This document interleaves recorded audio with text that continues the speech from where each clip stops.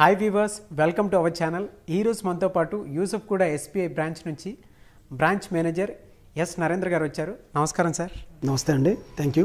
Sir, జనరల్గా loan తీసుకోవడానికి ఎవరెవరు అర్హులు అంటారు? ఇప్పుడు లోన్స్ అంటే రకరకాల లోన్స్ ఉన్నాయండి. అయితే ఈరోజు మనము హౌసింగ్ లోన్ గురించి మాట్లాడదాము. హౌసింగ్ లోన్ అయితే 18 సంవత్సరాల పైబడిన వారు ఎవరైనా సరే హౌసింగ్ లోన్ తీసుకోవచ్చు. అయితే హౌసింగ్ లోన్ తీసుకోవడానికి అర్హులు ఎవరు అంటే ఉద్యోగస్తులు, వ్యాపారస్తులు, సెల్ఫ్ ఎంప్లాయిడ్ అంటారు. ఇప్పుడు ఉద్యోగస్తులు ఎవరైతే ఉంటారో వాళ్ళు మినిమం 2 సంవత్సరాల సర్వీస్ చేసి ఉండాలండి. 2 సంవత్సరాల సర్వీస్ చేసి ఉంటే వాళ్ళు ఎలిజిబుల్. వ్యాపారస్తులు ఎవరైతే ఉందో తమ యొక్క వ్యాపారాన్ని ఒక నిర్దిష్టమైనటువంటి స్థలంలో వ్యాపారం చేస్తూ ఉండాలి. వాళ్ళు 3 years ఐటీ రిటర్న్స్ కట్టి ఉండాలి. అంటే 3 సంవత్సరాలు మా యొక్క ఆదాయం ఇంత అని చెప్పేసి వాళ్ళు ఇన్కమ్ ట్యాక్స్ రిటర్న్స్ కట్టి ఉండాలి. సో ఆ 3 సంవత్సరాల ఆదాయ ధృవపత్రాలు కనుక ఇచ్చినట్లయితే వ్యాపారస్తులు కానివ్వండి, సెల్ఫ్ ఎంప్లాయిడ్ అంటే డాక్టర్స్ కానివ్వండి, లాయర్స్ కానివ్వండి, ఇటువంటి వాళ్ళు కూడా ఎలిజిబుల్ అవుతారు. వ్యాపారస్తులకు 3 సంవత్సరాల ఐటీ రిటర్న్ ఉండాలి. ఉద్యోగస్తులకు మినిమం 2 సంవత్సరాల సర్వీస్ అయి ఉండాలి.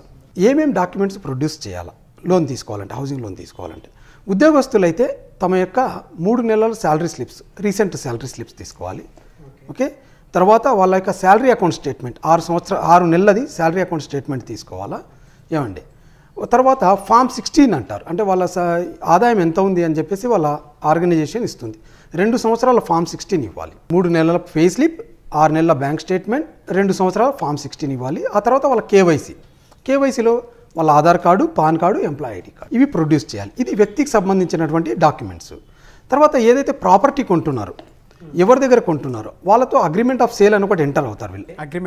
అగ్రిమెంట్ ఆఫ్ సేల్ అంటే ఈ ప్రాపర్టీని నేను ఇంత కొంటున్నాను అంటే ఒక 50 లక్షలకి నేను ప్రాపర్టీ కొంటున్నాను, దీంట్లో మీకు ఒక 2 లక్షలు బయానా ఇచ్చాను, మిగతా అమౌంట్ 2 నెలల్లో ఇస్తానని చెప్పేసి ఒకటి అగ్రిమెంట్ ఆఫ్ సేల్ రాసుకుంటారు. ఆ అగ్రిమెంట్ ఆఫ్ సేల్ ఇవ్వాలి. అగ్రిమెంట్స్ ఆఫ్ సేల్తో లింక్ డాక్యుమెంట్స్ ఉంటాయి. అంటే ఆ ప్రాపర్టీకి సంబంధించినటువంటి లింక్ డాక్యుమెంట్స్, ఒక 13 సంవత్సరాల పైన లింక్ డాక్యుమెంట్స్, జిరాక్స్లు ఇవి ఇచ్చినట్లయితే దీంతో పాటు ప్లాన్ అప్రూవల్ అంటే హెచ్ఎండిఏ దీనికి ప్లాన్ అప్రూవల్ ఇచ్చినటువంటి ఏదైతే ఉంటుందో ఆ ప్లాన్ అప్రూవల్ ఇవి ప్రొడ్యూస్ చేస్తే దీన్ని మా అడ్వకేట్ గారు కరెక్ట్గా ఉన్నాయా లేదా డాక్యుమెంట్స్ అని చెప్పి ఒక లీగల్ ఒపీనియన్ ఇస్తారు. తర్వాత వాల్యూయర్ వచ్చేసి దీని వాల్యుయేషన్ ఇంత ఉంది అని చెప్పి ఇస్తాడు. సో ఇవన్నీ డాక్యుమెంట్స్ ప్రొడ్యూస్ చేసిన తర్వాత లీగల్ ఒపీనియన్, వాల్యుయేషన్ తీసేసుకొని అప్పుడు మనము యాక్చువల్ లోన్ ప్రాసెసింగ్కి వెళ్తాం. అయితే హైదరాబాద్లో ఏంటంటే బ్రాంచెల్లో ఇంతవరకు పని అవుతుంది, మిగతాదంతా సెంట్రలైజ్ అనమాట. అంటే ఈ అప్లికేషన్ తీసుకొని లీగల్ వాల్యుయేషన్ తీసుకొని మనం సెంట్రలైజ్ ఆఫీస్ పంపిస్తాం. దాన్ని ఆర్ఏసీపీసీ అంటారు. హైదరాబాద్లో అటువంటి 5 ఆర్ఏసీపీసీలు ఉన్నాయి, ఒక్కొక్క ఏరియాని బట్టి ఉన్నాయి.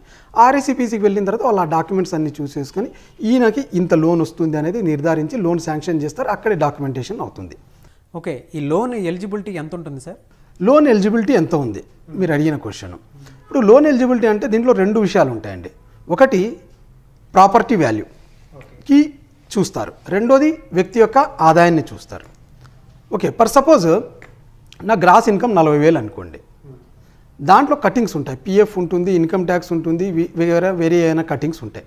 అవన్నీ పోయిన తర్వాత నెట్ శాలరీ 30,000 అని చూపిస్తారు, నా శాలరీ సర్టిఫికేట్లో ఉంటుంది. సో నెట్ శాలరీ 30,000 తీసుకుంటాం. తీసుకున్న తర్వాత దాంట్లో 60% ఈఎంఐ ఉండాలి అంటాం మనం నెట్ శాలరీలో. అంటే 60% మనము ఏదైతే లోన్ తీసుకున్నామో దానికి కంతు వెళ్ళాలి, రిమైనింగ్ 40% టేక్ హోమ్ ఉండాలి అంటాం. అంటే ఇంట్లో గడవడానికి ఒక 40% ఉండాలనే ఉద్దేశంతో దాన్ని పెడతారు. అంటే 30,000 మనం నెట్ ఇన్కమ్ తీసుకున్నట్లయితే 60% ఈఎంఐకి అంటే 18,000 ఈఎంఐకి వెళ్ళాలి, మిగతా 12,000 ఇంటికి రావాలి అనే ఉద్దేశంతో ఈఎంఐని పెడతారు. అయితే ఈ 18,000కి మనకు ఎంత లోన్ వస్తుంది? 18,000 ఈఎంఐ అంటున్నారు కదా, ఈ ఈఎంఐకి ఎంత లోన్ వస్తుంది అనేది మనం ఎలా క్యాలిక్యులేట్ చేస్తాం? ఇది లోన్ రీపేమెంట్ టర్మ్ని బట్టి ఉంటుంది. అంటే మనం 10 సంవత్సరాలు పెట్టుకుంటున్నామా, 20 సంవత్సరాలు పెట్టుకుంటున్నామా, 30 సంవత్సరాలు పెట్టుకుంటున్నామా? లోన్ రీపేమెంట్ అనేది మీరు 5 సంవత్సరాల నుంచి 30 సంవత్సరాల వరకు పెట్టుకోవచ్చు. 5 సంవత్సరాల నుంచి 30 సంవత్సరాల వరకు ఎప్పుడైనా పెట్టుకోవచ్చు. ఓకే, అంటే నా వయసు ఫర్ సపోజ్ 30 అనుకోండి, నేను 30 సంవత్సరాలు రీపేమెంట్ పెట్టుకుంటాను. అప్పుడు 30 సంవత్సరాలు రీపేమెంట్ పెట్టుకున్నప్పుడు నాకు ఏమవుతుందంటే ఈఎంఐ అనేది లక్షకు 755 వస్తుంది. అప్పుడు 18,000ని 755తో మీరు డివైడ్ చేస్తే మనకు వచ్చినటువంటి ఇన్కమ్ అనేది అంటే లోన్ ఎలిజిబిలిటీ అనేది 24 లక్షలు ఎలిజిబిలిటీ వస్తుందండి. 24 లక్షలు వస్తుంది. ఓకే, అదే నేను 10 సంవత్సరాలకు పెట్టుకున్నాను అనుకోండి, అప్పుడు 10 సంవత్సరాలకు నాకు ఈ లక్షకి ఈఎంఐ 1229 వస్తుంది. 1229 అంటే నాకు లోన్ ఎలిజిబిలిటీ, లోన్ వచ్చే అమౌంట్ తగ్గుతుంది, 14 లక్షలే వస్తుంది. కాబట్టి మనము వయసు ఉంటే కనుక ఈఎంఐని ఎక్కువ పెట్టుకుంటాం, సో దట్ మనం లోన్ అమౌంట్ అనేది పెరుగుతుంది. ఇది ఇన్కమ్ని బట్టి చూస్తున్నాం. అంటే ఇన్కమ్ని బట్టి మనకి 24 లక్షలు ఎలిజిబిలిటీ వచ్చింది 30 సంవత్సరాలు పెట్టుకుంటే.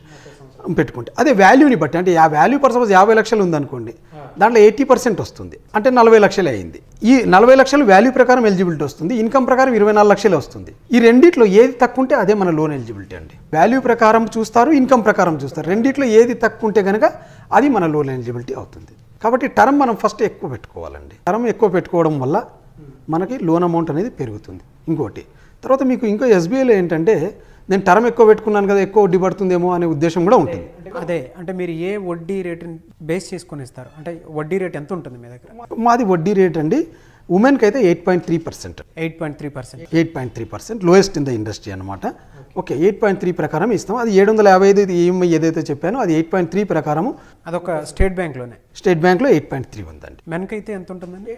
8.35 ఉంటుందండి. 0.05% డిఫరెన్స్ ఉంటుంది. మీరు ఉమెన్ పేరు మీద కనుక లోన్ తీసుకున్నట్లయితే, ప్రాపర్టీ ఉమెన్ పేరు మీద ఉన్నట్లయితే మీకు 0.05% మీకు వడ్డీ రేట్ అనేది తగ్గుతుంది. మీరు జనరల్గా హోమ్ లోన్స్ ఇచ్చేటప్పుడు అంటే మ్యాక్సిమం ఎంతవరకు అమౌంట్ ఇవ్వగలుగుతారు?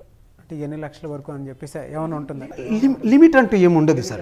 మీకు ఆదాయము నెల ఆదాయము 3 లక్షలు ఉందనుకోండి, మీరు 70% ఈఎంఐకి ఎలిజిబుల్. అంటే 3 లక్షలు ఇంటూ 70% అంటే 2,10,000 వరకు మీకు ఈఎంఐ ఉండొచ్చు. 2,10,000 వరకు ఈఎంఐ అంటే దాదాపు మీకు 3 కోట్ల లోన్ తీసుకోవచ్చు మీరు. కానీ ప్రాజెక్ట్ కాస్ట్ మళ్ళీ చూస్తారే, ప్రాజెక్ట్ కాస్ట్ 80%, అంటే 5 కోట్ల ప్రాపర్టీ ఉన్నప్పుడు 3 కోట్లది మీకు ఎలిజిబిలిటీ వస్తుంది. సో లిమిట్ అంటూ ఏమీ ఉండదండి. మీ ఆదాయము ప్రాజెక్ట్ కాస్ట్ని బట్టే ఉంటుంది. జనరల్గా హోమ్ లోన్స్కి ఇన్సూరెన్స్ కూడా ఇస్తారు. మీరు అంటే ఎలా బేస్ చేసుకుని ఇస్తారు వాటిని? సార్ యాక్చువల్లీ చూడండి సార్, ఇప్పుడు నేనే ఒక ఫ్లాట్ కొన్నాను ఫర్ సపోజ్, నా పక్కన ఇంకొక వ్యక్తి కూడా ఫ్లాట్ కొన్నాడు. 25 లక్షలకు కొన్నాను. నేను 25 లక్షలకు కొన్నాను, ఆయన కూడా 25 లక్షలకు కొన్నాడు. నేను తీసుకున్న తర్వాత ఒక రూములో ఏదైతే కిచెన్ పెట్టానో అది నాకు నచ్చలేదండి. మా ఫ్రెండ్స్ కూడా చెప్పారు ఇక్కడ వద్దురా, పక్క రూమ్లో ఈ కిచెన్ పెట్టుకో, ఇది బెడ్రూమ్ చేసుకో అన్నా. నేను బిల్డర్కి 25 లక్షలకి మాట్లాడుకున్నాను. ఆల్రెడీ కిచెన్ ప్లాట్ఫామ్ కట్టాడు, దేవుడి రూమ్ది అది కట్టేశాడు. ఇప్పుడు నేను చేంజ్ చేయాలంటే ఏం చేయాలండి? ఉన్నది అది పడగొట్టమని చెప్పాలి కదా అడిగి. బిల్డర్ ఆయన పడగొట్టాడు. పడగొట్టిన తర్వాత ఆయన పడగొట్టినందుకు కాస్ట్ తీసుకుంటాడా, డబ్బులు తీసుకుంటాడా? ఎక్స్ట్రా డబ్బులు తీసుకుంటాడు. తర్వాత కొత్త దాంట్లో కట్టడానికి మళ్ళీ ఎక్స్ట్రా డబ్బులు తీసుకుంటాడా? తీసుకుంటాడు. సో నాకు నా పక్క ఆయన అలాగే కట్టించుకున్నాడు, నేను ఎక్స్ట్రా 50,000 ఖర్చు చేశాను మార్పు చేసుకోవడానికి, నా తృప్తి కోసం 50,000 అడిషనల్గా నేను ఖర్చు చేశాను. అదేవిధంగా అంటే ఎందుకు ఖర్చు చేశామంటే నాకు అది నచ్చలేదు కాబట్టి దాన్ని మార్చుకోవడానికి ఒక 50,000 ఖర్చు చేశాను. అది ఏంటిది? దానివల్ల నాకు లాస్ ఏం లేదు, కానీ నా తృప్తి కోసం నేను చేసుకున్నాను. అదేవిధంగా ఇప్పుడు ఇన్సూరెన్స్ అనేసరికి చాలామంది ఏం చేస్తారు, అరే 50,000 ఎక్కువ అవుతుందేమో ఎందుకు అనే ఒక క్వశ్చన్ వస్తుంది. 50,000 ఖర్చు అవుతుంది కదా ఎందుకు అనే క్వశ్చన్ వస్తుంది. కానీ ఏంటంటే ఫర్ సపోజ్ మనం లోన్ తీసుకున్నామండి, మనకు ఏమన్నా అయ్యిందనుకోండి, అప్పుడు ఏమవుతుంది? ఎవరు కట్టాలి లోను?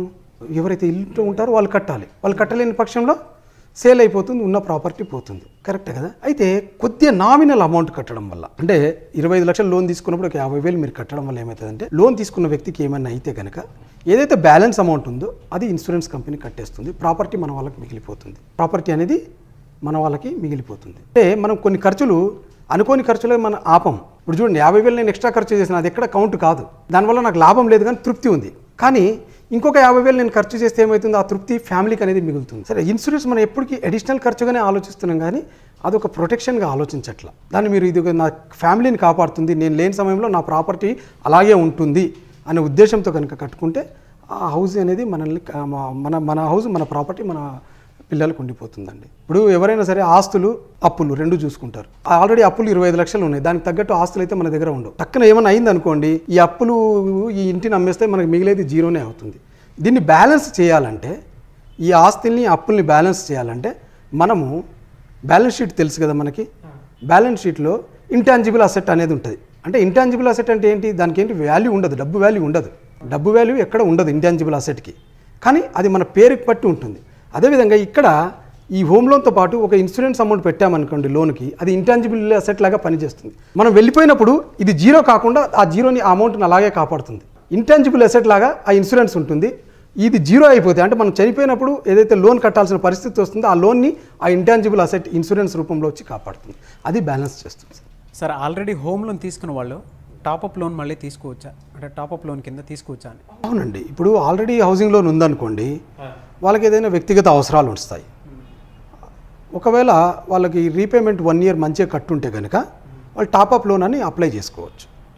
దీనికి ఏంటంటే ఆల్రెడీ లోను తీసుకున్న దానికంటే వాళ్ళ ప్రాపర్టీ వాల్యూ ఎక్కువ ఉందనుకో, నా ప్రాపర్టీ వాల్యూ 1 crore ఉంది, నేను తీసుకుంది 40 లక్షలే అనుకోండి, కాబట్టి ఇంకా గ్యాప్ ఉంటుంది నాకు. ఇంకొక 40 లక్షల వరకు నేను తీసుకోవచ్చు. మీకు ఆ ఇన్కమ్ సరిపోతుంటే, ఇన్కమ్ కూడా లెవెల్ మీకు ఉంది, అప్పుడు మీకు టాపప్ లోన్ ఇచ్చేస్తాం. ఆల్రెడీ హౌసింగ్ లోన్ మా దగ్గరే ప్రాపర్టీ ఉంది కాబట్టి ప్రాసెసింగ్ అనేది చాలా ఫాస్ట్గా అయిపోతుంది. మీకు టాపప్ లోన్ ఇస్తాము. మీకు పర్సనల్ లోన్ ఇంట్రెస్ట్ కంటే తక్కువ ఇంట్రెస్ట్కి వస్తుంది. అండ్ ఇది చాలా ఈజీ లోన్ అండి, easy loan. Thank you sir, thank you so much. Thank you sir, thank you very much. చూశారు కదండి మా వీడియో. ఈ వీడియో మీకు నచ్చినట్లయితే లైక్ చేయండి, షేర్ చేయండి. ఇలాంటి మరిన్ని వీడియోస్ కోసం మా ఛానల్ని సబ్స్క్రైబ్ చేసుకోండి.